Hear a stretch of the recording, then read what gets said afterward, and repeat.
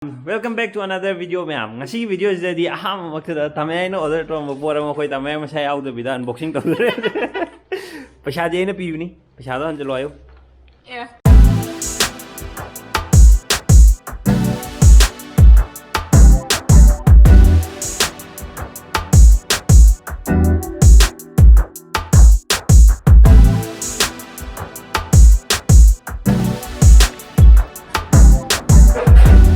Kaigi ka pa?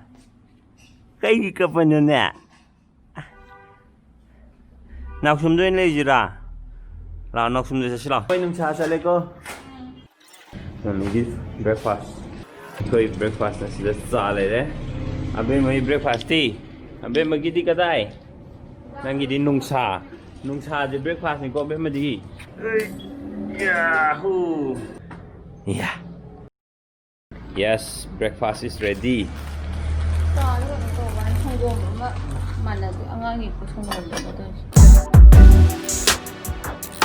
Dia mana ni?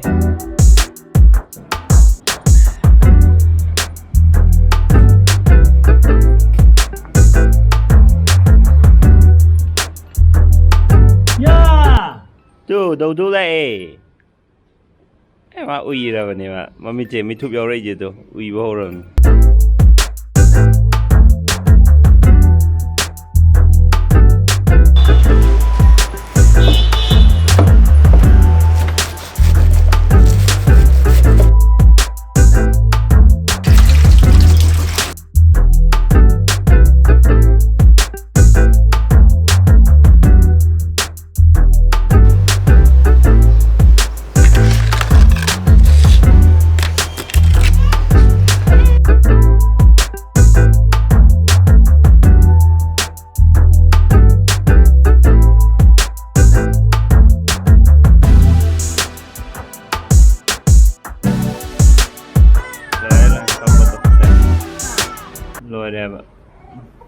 Rama jina jina kapsel ya ba?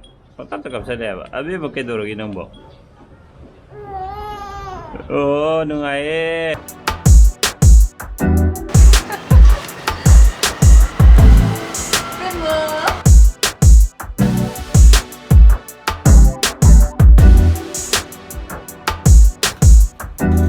Terbi papali benungai bra. Nung saya ibu pak.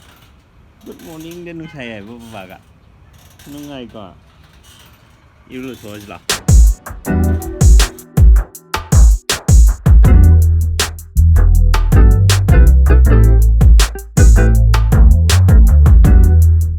Kapade tu ini nam gitu leh. Leitok je leh apa mai je. Nah, khang bro papa jangan apa je. Khang bro. Is. Yang singa biye. Si mama little angel ka thai ni mai phuchi da. Xin à cái này cái đầu được,但是那你什么个地方搞不一点？红芒抽不着那你硬硬的呢？红芒抽不着。那我就压入一堆就弄。 Mayam ngasi video makha tarakpasidi first impression video in tawjarage sida ina paijri box asigi already unbox torba box ne product se ro ina paijri basi iPhone 12 Pro Max makoi adugi 128GB variant du ne ina paijri se ai sigi technical terms adu ada mayam dai focus tawjarage aina iPhone gi dago aina haining mo khaleba moi handaki anoba sigi slim moirakpa product se slim toraga moi manung da kai kai yahu yolak tab sing je mayam pun yeng mina je atopa video sing da je asia mi yeng jare ado hangtuk serage hangdokanda yam nokning je aina mamangi ai jan utke ko mamangi sigi 7J leiba ganda ko charger yauri adagi di headphone yauri handaki mokoi karanji mo ba sigi poche la amal sing kun mapan pi ba ado sigi iPhone je leiba ganda manungda ngasai gi si mari je sikak yauri atopa akai myokte aduga Hojiki si charge toge haragadi sigi poche tongana leijadune khoina hambra madu yam nuaite aduga sigi size khenaba size kyam chawi kholi habdu joi khenab du lage size ai hanal ai 7G ga yengnabda dum khang sigi phone je 6.7 inch pa yamna pakpu phone ado sidai sta khoina video ke kai yeng yam thi nuai ni video editing tongning bo khoning ba sida loi tobe ani ado akhoi da engon da leiba version je 128GB version dune or sigi price na 1,29,000 P. Sigi phone ji maman jina second hand car ama leiba yani alto ko magi anouba design sumaina khoi hanana sidaista curve oiba oiramidana curve oirambase sidagi ngasai iPhone 5 tago oigiba mongda onthorapade sijimadi yamna aina iPhone ge na khoi pamjabse sumaina oiba design jineba ado sumaina mo halakpase yam nuai adu ai okat ki mapanda leibsi yam nuai te aduga ma'am ai sigi phone jidagi video namago ji ulake normal sumaina namaji mayekti imai pema mai isenge ai camera si khilije mai khuseng amne adu mai auto focus yam nuai ba potne adu sida camera am gale si auto focus yam sat launa focus tore do yamna nuai ba camera di akoi blogging ge ka taw bai yam nuai do potne si camera je adubu sigi mamanjina di ai camera simba ani leibu ko nei oh video me khuseng lu le ave ma ai bakange na tonje ai nole na tonje ai nole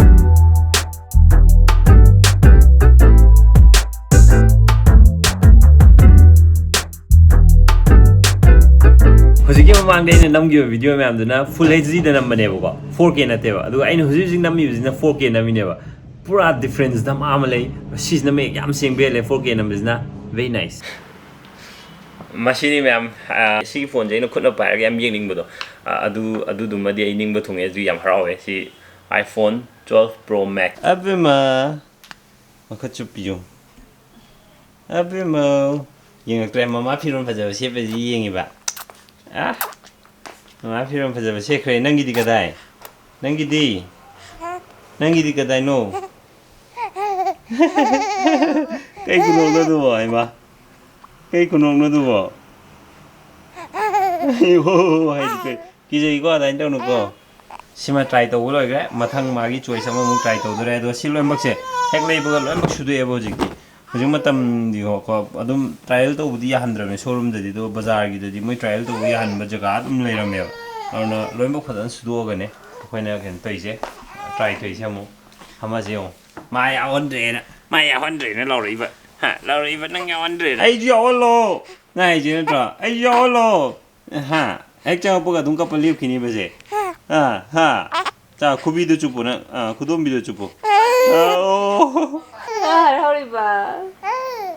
시기 머먼제 프리치드나 900 차비래 아도 공가우즈나 650 사래 플럽나 아이템 망아네바 숨바 조킹 아훔엄가 공가우 아니엄가 4000 달마이 로르네 ado online de ne hen hongbra hongdabra do do I online gi jong le yeng do si priche bemem ne hen pa me do bemem ne bithokrani online gi la kan longoi ulake asi di video je mata si losin jage me ado YouTube ta gi sale tan be abra YouTube ta gi sale ji kamaina tali havena ching ba si gi detail sing je me am khangningi ha ga di me am comment so na haibira mo ai mathang de video sem no hana jage me am na support lepta na tawbira poi da thank you so much bye bye